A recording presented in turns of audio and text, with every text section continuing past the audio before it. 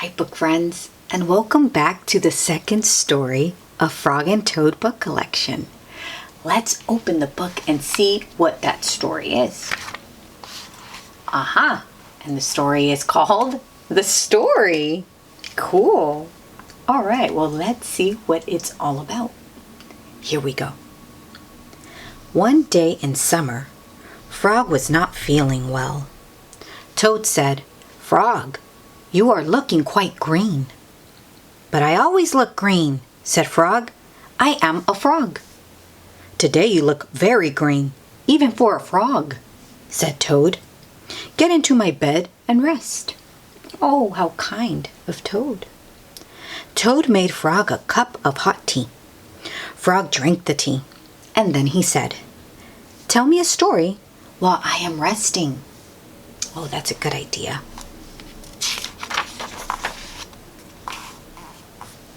"All right," said Toad. "Let me think of a story to tell you." Toad thought and thought, but he could not think of a story to tell Frog. "I will go out on the front porch and walk up and down," said Toad. "Perhaps that will help me to think of a story." Toad walked up and down on the porch for a long time, but he could not think of a story to tell Frog. He's stumped. Then Toad went into the house and stood on his head. Oh, there he goes, standing on his head. "Why are you standing on your head?" asked Frog.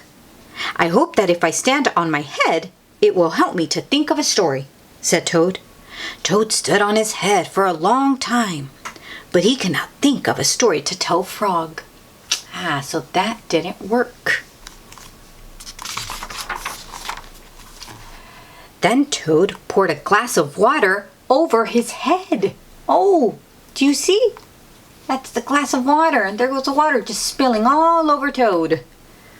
"Why are you pouring water over your head?" asked Frog. "I hope that if I pour water over my head, it will help me to think of a story," said Toad. Toad poured many glasses of water over his head, but he could not think of a story to tell Frog. Oh, nothing's working. Toad is desperate. Then Toad began to bang his head against the wall. "No, Toad! Why are you banging your head against the wall?" asked Frog. "I hope that if I bang my head against the wall hard enough, it will help me to think of a story," said Toad. Oh, Toad. That was not a good idea. "I am feeling much better now, Toad," said Frog. "I do not think I need a story anymore."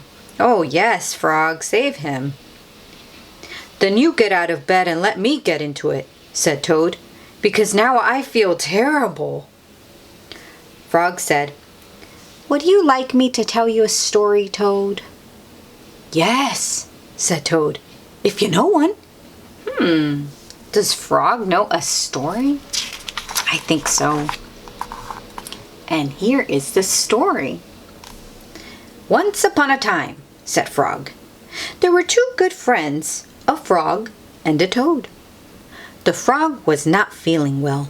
He asked his friend the toad to tell him a story. The toad could not think of a story. He walked up and down on the porch, but he could not think of a story. He stood on his head, but he could not think of a story. He poured water over his head, but he could not think of a story.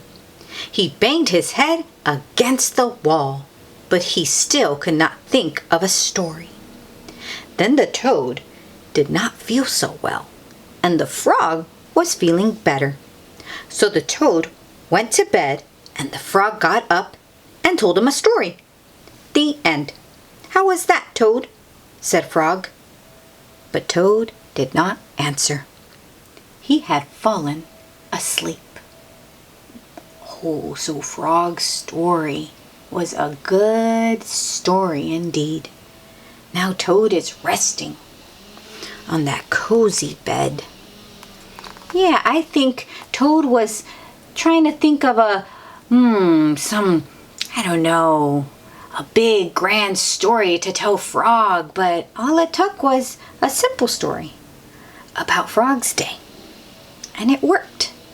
Because the whole point of the story was to share some time with your friends. Yeah. And that's good for Toad, because now he's fast asleep. I hope that you enjoyed the second story of this book. The story all about Frog and Toad. Well, until next time. Bye, book friends.